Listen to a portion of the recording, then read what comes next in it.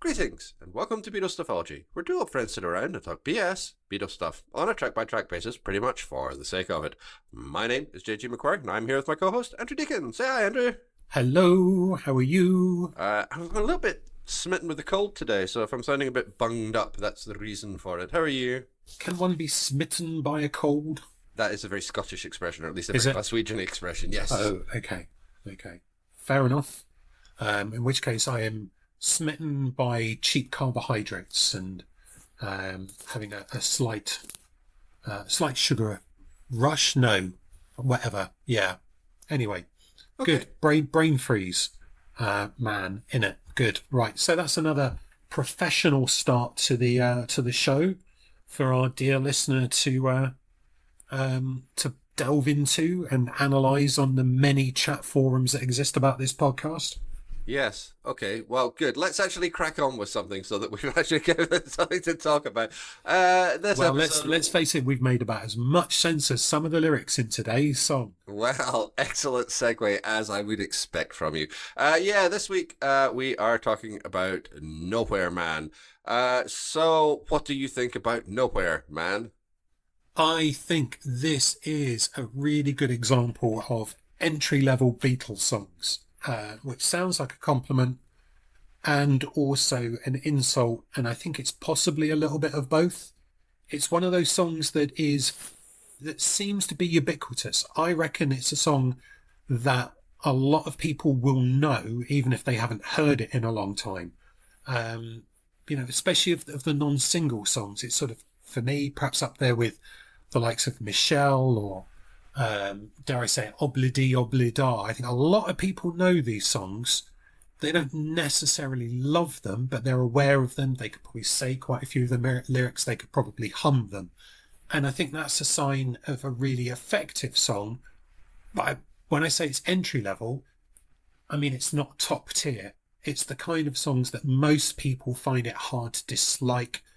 But I'm not really sure whether many people would genuinely love it. Yeah, I think that's fair. I think entry level is a really good description of it, especially, for a band who in their second half are, often caricatured as being, hippies and peace and love man and et cetera, et cetera. And this is kind of the beginning of that, I suppose, the origin story for it. It's a song which is I was gonna say about something. I mean, it's about nothing, but you know what I mean.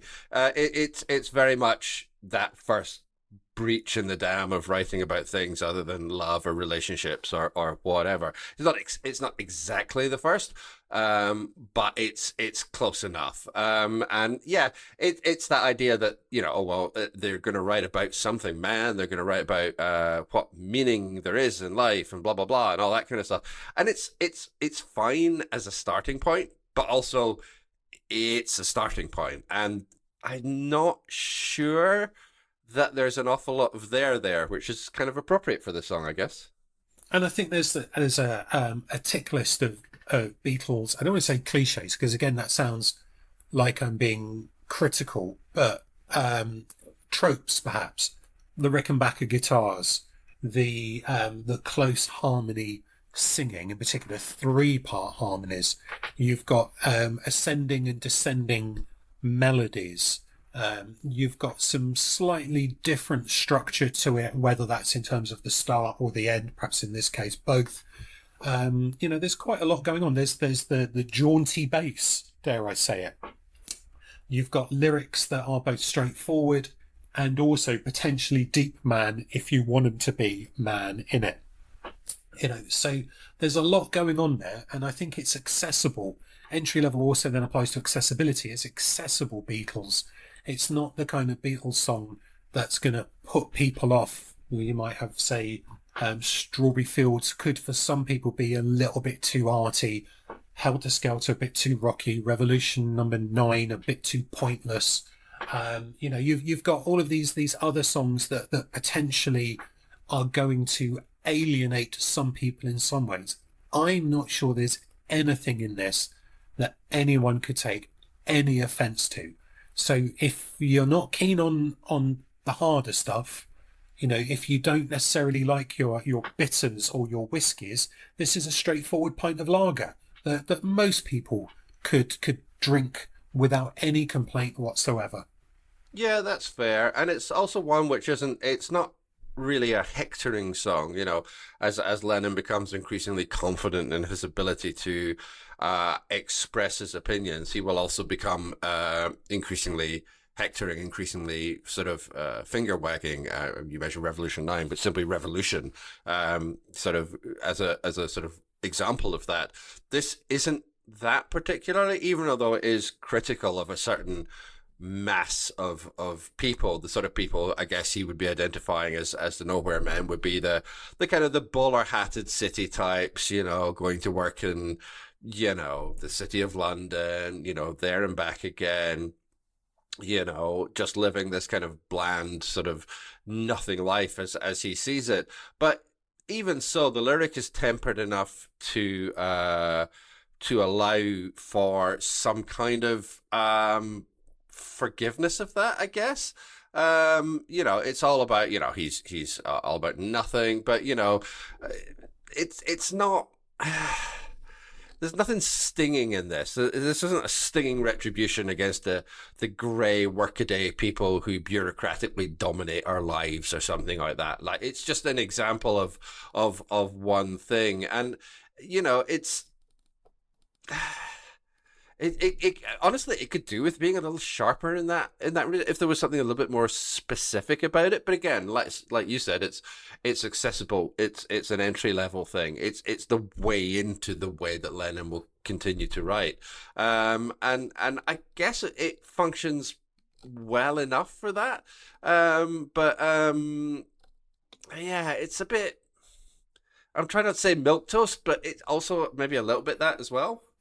So the likes of McDonald see this as a continuation of, I'm a loser and help, in that sort of self-pitying, oh, isn't my life terrible kind of lyric that Lennon would write from time to time. And if it was that, I'm kind of surprised that it doesn't come up in the big series of interviews he did just before his death. It's obviously been turned into the book in which he goes over most Beatles songs and says, oh yeah, that was mine. Oh yeah, that was good. Paul wrote that. Yeah, I quite like that. No, that one's mine. It was about this, this and this. It doesn't get mentioned. At least when I was ploughing through it the other day, I couldn't find any mention of it. So it does make me wonder if maybe it just didn't come up in conversation, which is possible. Maybe it didn't have that big an impact on him after all, or maybe he was just a bit confused about it himself. I mean, it's all, he's a real nowhere man, and you don't know what you're missing. So it does give him some separation so that he could possibly say, yeah, I'm not writing about me. But then you've also got the, well, okay, she loves you. Fine. Okay, that third person, well, in that case, second person separation. Here you've got, because it's nowhere man, that third person separation, so that he can be writing about himself in a way that obscures the fact that he's writing about himself, and could then be seen as being critical of other people, the other people who are making plans for nobody, and all that sort of thing. But I think the vagueness is either piercingly deliberate, or it's sort of a piece of underwhelming writing, and I don't know which it is, because you never really know from one Lennon interview to the next what his real intentions were. So it comes back down to the how do you interpret it, and I wonder if that how do you interpret it isn't particularly helped by its appearance in, and I'm jumping ahead here, the Yellow Submarine film a little bit further down the line, when, what was the character's name? Jeremy Hillary Boob. Yes. So, and which we've, in conversation, we've established he's meant to be a representation of that overly academic polymath, which is a different kind of person altogether to the one that's in the song. kind of like Yeah, a, those two things don't feel like they necessarily line up together, and that's certainly not the image that the lyric of the song sort of conjures up. Even though, I mean, fair enough if they want to reinterpret it that way for the film, sure, okay, but I'm not sure how well that's supported within the lyric. no. And again, then maybe that sort of refers to the lack of interest and input they had in the Yellow Submarine film. Mm. As of course they didn't even lend their voices to it other than for the songs. So it does kind of make you wonder whether it's just another one of those songs where you take the meaning from it that you want to take from it, which actually is kind of good. I think most pop music works or should work that way. I worry about the ones where there is a prescribed meaning and only that prescribed meaning is allowed. Well, there's certainly not a didactic song, I think it's fair to say. There is that ambiguity that you can read into it. But again, like that, there's a forgiveness almost in the lyric that don't worry, take your time, don't hurry, leave it all till somebody else lends you a hand. There's a forgiveness, or at the very least an understanding, I would say, of the person, the subject that this song is about, and the obfuscation of the line, "Isn't he a bit like you and me?" Yeah, if you want to apply it to Lennon, then that's fine. It certainly doesn't have to be. Given the circumstances in which the song was written, the famous story about, he tried really hard to write it, nothing was coming, so he just lay down and it appeared fully formed as if by magic. Kind of does suggest that there is enough in the lyric that you can ascribe it to Lennon, but I don't think you have to. And it's certainly nothing like "I'm a Loser," for example, which you mentioned earlier. It doesn't have that kind of mordant self-pity. And even if it is, like, there's a lightness to the lyric here. It's not a humor exactly, but yeah, there's a forgiveness in it, the sense that you might be this, but it's okay. Your time will come. You'll have your moment, and that's also refreshingly non-judgmental, and again, in a way that will become increasingly infrequent in Lennon's lyrics. But it's pretty straightforward. I mean, the words themselves are very simple, straightforward, and I think if you can create something that different people can ascribe different meanings to, with a bunch of fairly bland, Let's start that one again. Okay. With a semantic field that is as bland as this one. There you go. That's a bit better. Then you're either very, very lucky or very skillful. And much like the lyrics, I will let you decide which side of that particular fence you land on. Fair enough. Yeah, it's not bad as a lyric goes. It's quite enjoyable, but I mean, it's as well because musically there's not a huge amount going on here. It's a fairly simple song musically, as I frequently mention on this podcast. I've had a little strum of this song prior to our recording, and it's a bit boring to play, truth be told. There's not a lot of at least as far as the sort of main rhythm guitar is going. Oh, I have to make a slight correction. I think it's not Rickenbackers which are being played in this. I think it's Fenders. If I recall correctly. Yes, you are correct. Yeah. Sonic Blue Fender Stratocasters. There you go. But it's still Jingle Jangle. So even if it's not actual Rickenbacker, it's still very much being used in the same way. But I mean, that little riff is sort of almost childishly simple to play, and the chords don't really do an awful lot. There's not a lot of movement, and it's basically just a verse, chorus, end sort of structure. So yeah, there's not a lot going on musically. I don't necessarily mean that to be as much of a demerit as it sometimes is, but it's not a dreadfully exciting song, at least as far as the main construction of it goes. You could try saying it without that sneer. That would probably help. It's not was bad. that coming across? It was coming back. And actually, the only other point I wanted to make about the lyrics kind of dovetails in with that. I think one of the effective elements of it is that sense of repetition. The fact that nowhere comes up several times. It's repeated. It's that constant kind of refrain that keeps going and keeps driving through the song.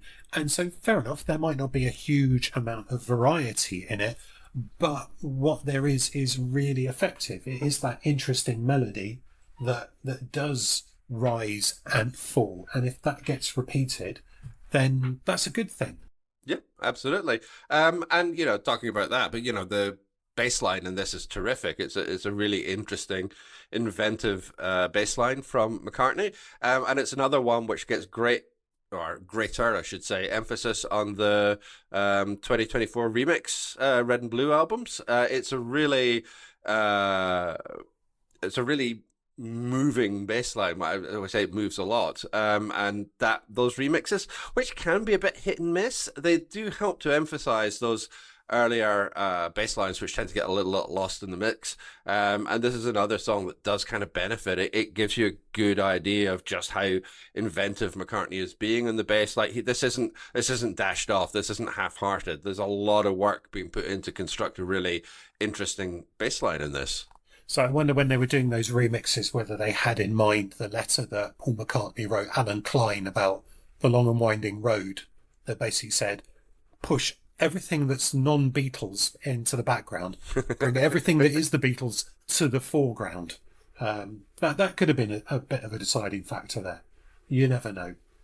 You never Doesn't hurt. Doesn't hurt.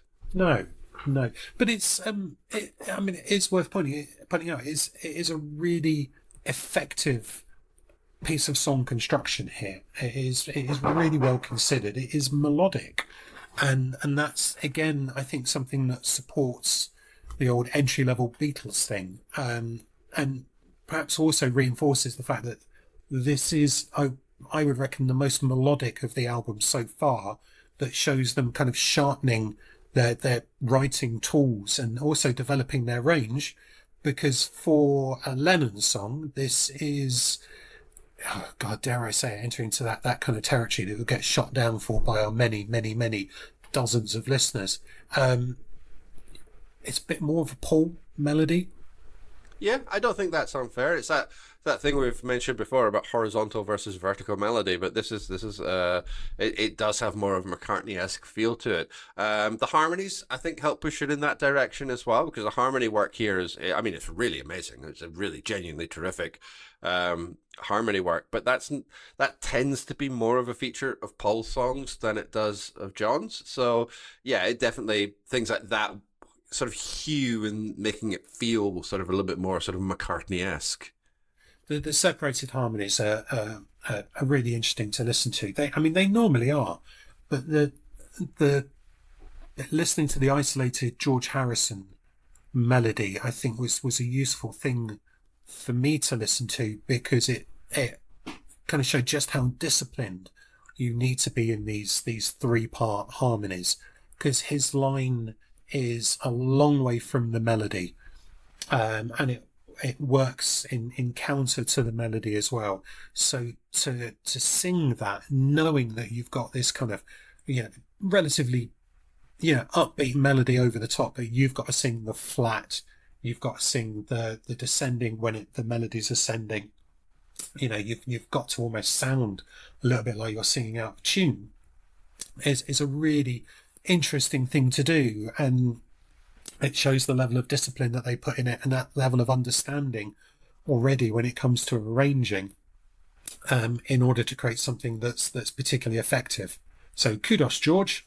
Absolutely. And we don't often talk about George when we talk about harmony, so when he has that kind of work which is being done here that really deserves to have attention paid to it, it's worth calling out. We can be often a little bit critical of George, especially up to this point, where his voice hasn't been the strongest of the 3 main vocalists, it's fair to say. And I don't mean that as a judgment, because the other 2 voices are John Lennon and Paul McCartney.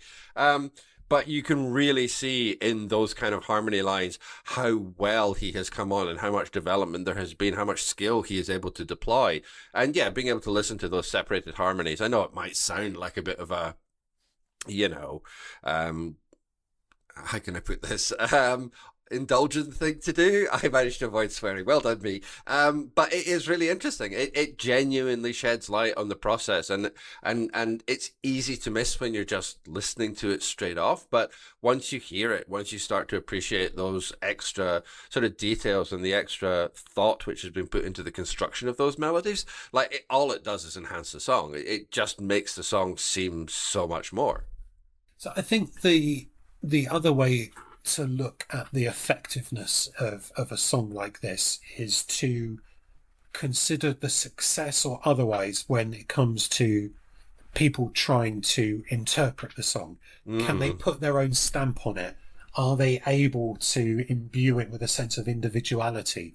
Or does the song really stand up against all attempt at genres? And I think in this case, the covers that certainly the ones that I've spent literally minutes listening to all sound like they are basic attempts to sing a Beatles song in the style of the Beatles rather than trying to do something new, which ultimately is stunningly disappointing. Now, in our previous episode, we talked before recording, dear listener, about the covers that we want to talk about for You Won't See Me, but we got so into the song that we completely forgot to talk about it. And I think just to sort of briefly mention the fact that I was going to sing it, I was going to talk in praise of Brian Ferry's cover of You Won't See Me, because he at least manages to imbue that sense of personality in his delivery and in his vocal. Now, you might not like that. I know some people really don't like the way that he delivers. You know, he is the archetype for Vic Reeves' club singer in Shooting Stars, for example, and that's fine. But at least there is that sense of personality. But here, you know, whoever it is, whether it's Jeff Lynne or the Bee Gees or Nick Hayward or Natalie Merchant or, you know, any of these other ones, there's that sense of we're singing a Beatles song, so we need to sing it in a Beatles way. But what we might do is slow it down a bit. Which, again, I know is something we've said on many of these episodes before, but that's not really doing anything other than reproducing. Absolutely. And I think one of the differences between something like You Won't See Me and Nowhere Man is, comparatively speaking, You Won't See Me isn't that well known. It's just an album track. Nowhere Man, like you said, it's a very well known song, even if you don't necessarily know what album it's from or whatever. It's just kind of out there in the ether. And You Won't See Me allows itself to be more reinterpretable by simply being less well known. Whereas Nowhere Man, there's a sort of reverence to the way a lot of these cover versions play out, and it's very much to the detriment of those cover versions because they're not about anything. If you listen to a lot of these cover versions, all it is competent people reproducing something that already exists. Like one of the other cover versions that I listened to was the Carpenters one. And, you know, obviously Karen Carpenter can sing. She can sing this song very well. She's got a great voice, but it's about nothing. There's no, it's so reverential towards the original that it never manages to communicate anything. And it's exactly the same. It's a bit slower. It's dreadfully sincere. There's two versions. There's a cover version, a demo version, which was, I think, made when she, well, obviously made when she was still alive, and then a further re-release, which is kind of smeared in strings, and neither of them are good. And it's because it's not about anything. She doesn't have any passion or interest in singing this song. It's just a reproduction of something that already exists. And that's true for most of the other cover versions as well. Are you sure about Karen Carpenter, though? Because in some ways, don't those words apply to her life? You may very well think that, but you would have to listen to the cover version and guess that's what she was putting into it. But the performance doesn't substantiate that. That's the thing. It's sung perfectly well, but there's nothing there. It's just she can sing a song very well. She might as well be singing "Fly Me to the Moon." She might as well be singing, I don't know, whatever, pick your standard. Why do birds suddenly appear every time you are near? Sure, that'll do. Or I say that loving you, or I don't know. It well, doesn't matter. Yeah, I do seem to remember Carpenter's style covers being played a lot in the warehouse at Argos when I was 17 and 18 doing a Saturday job. Um, yeah, anyway, that's inflicted upon me. So yeah, no, I get that. But then the reasons why people choose a particular cover can be quite interesting. And at least then with Brian Ferry going, oh, well, I'll do You Won't See Me, it feels a little bit more like someone's thought about it. Whereas, oh, Oh, what shall we do? Well, let's do Nowhere Man. Just feels a bit kind of, oh, really? yeah. It's a bit kind Yeah. of borrowed seriousness, if you like. They're trying to, oh well, we could do She Loves You, or we could do I Want to Hold Your Hand, but we'll go for one of the ones which is about something, man, and then yeah, I guess it is, but also yeah, I don't know. There aren't. Sorry, I should say that again. There isn't a single cover version that I came across, and there are a lot of cover versions of this song. So I'm not going to say that I've had a unique insight and that I've listened to all 759 of them or however many that there are. But of the cover versions I've listened to from people you might actually have heard of, like not a single one actually seemed impressive. Whereas there were a few cover versions of You Won't See Me, which I thought were genuinely like interesting. And I'm not a big Brian Ferry fan, but like I quite appreciated what he did with You Won't See Me. It's not quite my cup of tea, but at least there was like an effort being made there. It was interpreting it. It was doing something more than just sort of mechanical reproduction. All of those are reasons why Joe Cocker's cover of With a Little Help from My Friends is absolutely banging. How wrong you are. The ultimate podcast breaking song. It's coming up soon, folks. Well, I say soon. Not that soon. Yeah, No. it'll still be another 18 months away, in all probability. Yeah, okay. So they recorded this after they recorded We Can Work It Out as well. So they're coming off, a day or two off something that they knew was going to be a single. And although this does become a single in America, who knows Columbia's decision making and so on and so forth.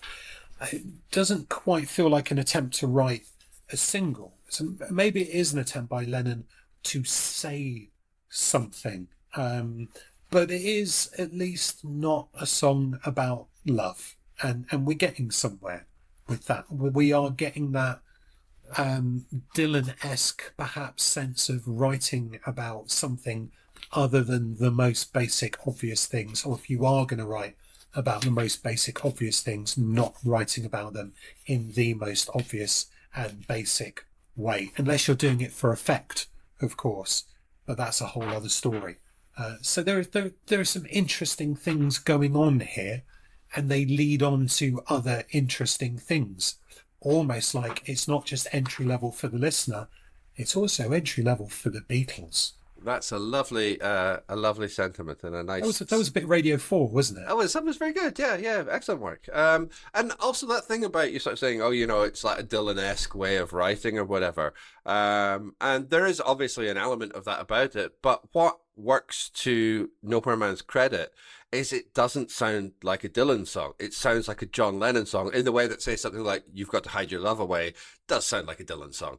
This doesn't. It's definitely a John Lennon song. You listen to this, there isn't any doubt about who wrote it, even although the influences might be clear. And that also means we're seeing progress. We're seeing a progression and a development here in the way that he is able to bring the elements which have influenced him, but sort of reduce them into his own writing style. So it's I realize that's a mixed metaphor or a mixed something or other, but just go with me. And what he produces at the end of it is a song which is unquestionably one that sounds like a John Lennon song. That's real progress as well. And he sings it very well. He sure does. It's a really great vocal performance. There you go. I've nothing to add on that. Okay, good. I've got nothing to add either. What do you want to give this one?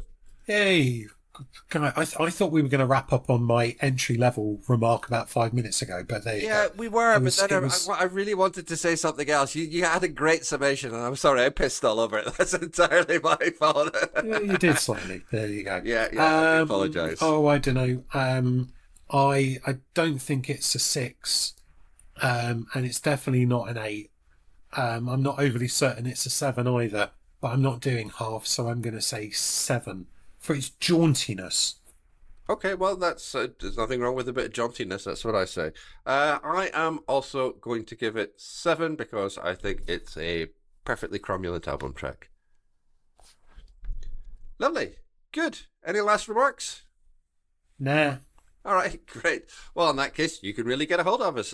You can contact us by email. We are BeatlesStuffology@gmail.com. We are, for reasons best known to ourselves, still on Twitter, God knows why, at Beatles_ology. And we are also Beatles Stuffology on Instagram. You can also find my blog at www.jgmcquarrie.scot.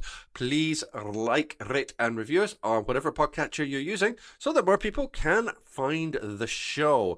Next episode, we proceed with our tramp through Rubber Soul, and we will be thinking for yourself. As always, we hope you're going to join us for it. But until then, keep listening.